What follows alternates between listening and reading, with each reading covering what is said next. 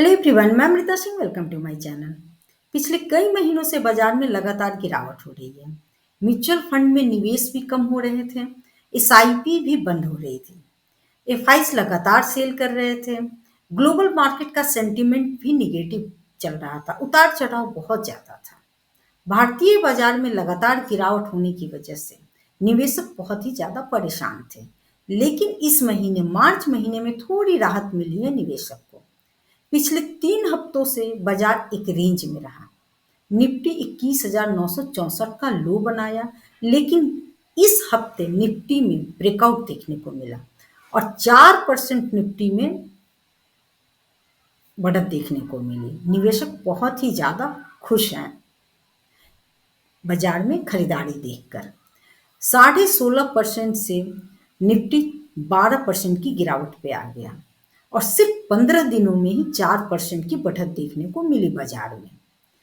अब mutual fund की बात की जाए तो म्यूचुअल फंड में लगातार निवेश की कमी हो रही थी, लेकिन बाजार की गिरावट से कभी भी म्यूचुअल फंड बंद नहीं करना चाहिए, एसआईपी बंद नहीं करनी चाहिए। यही तो मौका है जहां म्यूचुअल फंड में पैसे लगाए जाते हैं। 2018 में जिन्होंने निवेश किया है, इन 6 सालों में एक बार भी नए निवेशक को मौका नहीं मिल रहा था निवेश करने के लिए। लगातार म्यूचुअल फंड ऊपर की ओर जा रहा था, निवेश की संख्या बढ़ती जा रही थी। इस बार नए निवेशक को मौका मिला है बाजार में निवेश करने के लिए। इतनी गिरावट के बावजूद भी 2018 में जिन्होंने निवेश किया है वो आज भी मुनाफे में बैठे हुए हैं। लेकिन म्यूचुअल फंड में निवेश करने के लिए फंड के बारे में जानकारी होना बहुत जरूरी है। बेसिक जानकारी बहुत जरूरी है, किस फंड में हम निवेश करें जहां पे हमें अच्छा मुनाफा मिल सके।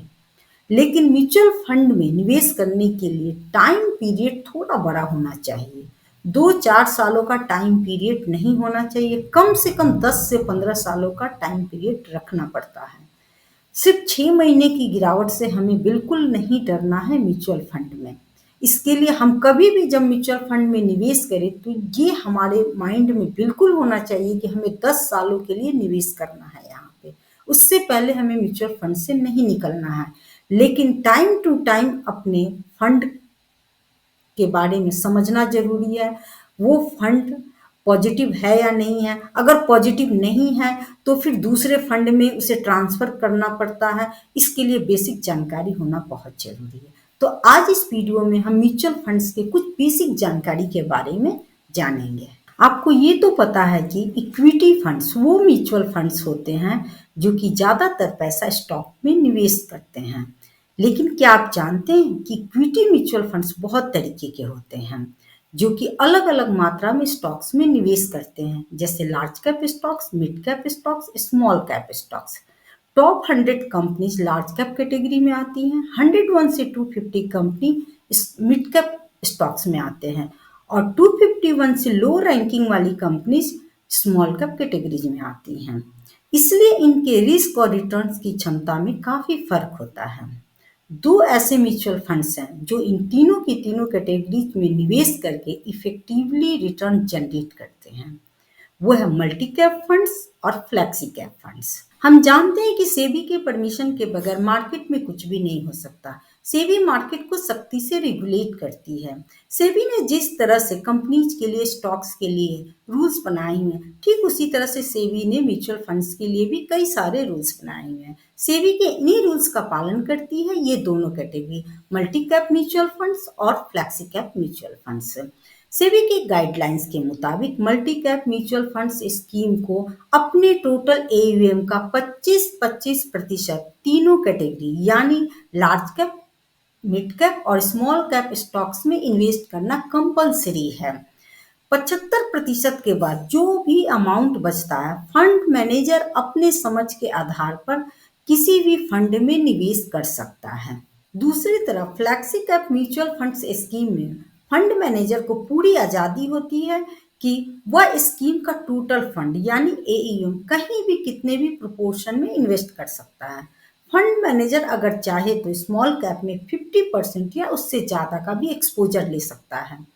लेकिन इस कैटेगरी में सेबी रूल्स के मुताबिक फंड मैनेजर को मिनिमम 65% फंड इक्विटी स्टॉक में इन्वेस्ट करना कंपलसरी होता है। दोनों कैटेगरी को कंपेयर करें तो देखेंगे कि मल्टीकैप फंड्स में सेबी रूल्स के मुताबिक फंड मैनेजर में एक अनुशासन देखने को मिलता है। इससे यह होता है कि हाई रिस्क लेने की पॉसिबिलिटी कम हो जाती है। ऐसा नहीं है कि आज मार्केट अच्छा है और फंड मैनेजर लार्ज कैप से पैसा निकालकर स्मॉल कैप या मिड कैप में निवेश करें। मल्टीकैप फंड्स में दोनों पॉसिबिलिटी संभव है। कुछ कंडीशन में इन्वेस्टर को बेनिफिट तो होता ही है, लेकिन कुछ कंडीशन में लॉस करने वाली स्ट्रेटेजी भी हो सकती है। वहीं फ्लेक्सी कैप फंड्स में इन्वेस्टमेंट के अपने कुछ एडवांटेज और डिसएडवांटेज भी है, क्योंकि फ्लेक्सी कैप कैटेगरी के फंड्स इन्वेस्टर्स का लॉस और प्रॉफिट पूरी तरह से फंड मैनेजर के इन्वेस्टमेंट स्टाइल और स्ट्रेटेजी पर भी निर्भर करता है। और अगर फंड मैनेजर को मार्केट को प्रेडिक्ट करने की अच्छी नॉलेज है तो वह मार्केट से हाई रिस्क लेकर अपने इन्वेस्टर को अच्छे रिटर्न्स निकलवा कर दे सकते हैं। अगर फंड मैनेजर का इन्वेस्टमेंट फ्रेमवर्क सही साबित होता है तो इन्वेस्टर्स को फ्लेक्सिकैप स्कीम से बहुत अच्छा रिटर्न्स मिल सकता है। अब सवाल आता है कि इन्वेस्टर्स को इन दोनों कैटेगरी में से किस कैटेगरी में इन्वेस्टमेंट करना चाहिए। सबसे पहली बात, अगर आपको डिसिप्लिन इन्वेस्टमेंट स्टाइल के साथ मार्केट से अच्छे रिटर्न चाहिए तो आप मल्टी कैप कैटेगरी में इन्वेस्ट कर सकते हैं। मल्टी कैप कैटेगरी में समान रूप से अगर आप चाहते हैं पैसा इन्वेस्टेड रहे तो आप मल्टी कैप कैटेगरी में बिल्कुल इन्वेस्ट कर सकते हैं। तीनों कैटेगरी यानी large cap, mid cap, small cap में इन्वेस्टमेंट करने से डाइवर्सिफिकेशन का बेनिफिट तो मिलता ही है, साथ में स्मॉल कैप मिड कैप की ग्रोथ के साथ लार्ज कैप की स्टेबिलिटी भी मिलती है। फ्लेक्सी कैप फंड्स उन इन्वेस्टर्स के लिए सही होता है जो मार्केट से अधिक रिस्क लेने के लिए तैयार रहते हैं, जो फंड मैनेजर पर भरोसा करते हैं। वो चाहते हैं कि मार्केट की सिचुएशन के हिसाब से उनका पैसा इन्वेस्ट होता रहे। अब तक हमने देखा मल्टी कैप फंड्स स्कीम में रिस्क कम है, एक डिसिप्लिन मेंटेन है, हालांकि बहुत ज़्यादा बेनिफिट हो भी सकता है और नहीं भी हो सकता है, लेकिन लॉस की स्ट्रेटेजी यहाँ कम है।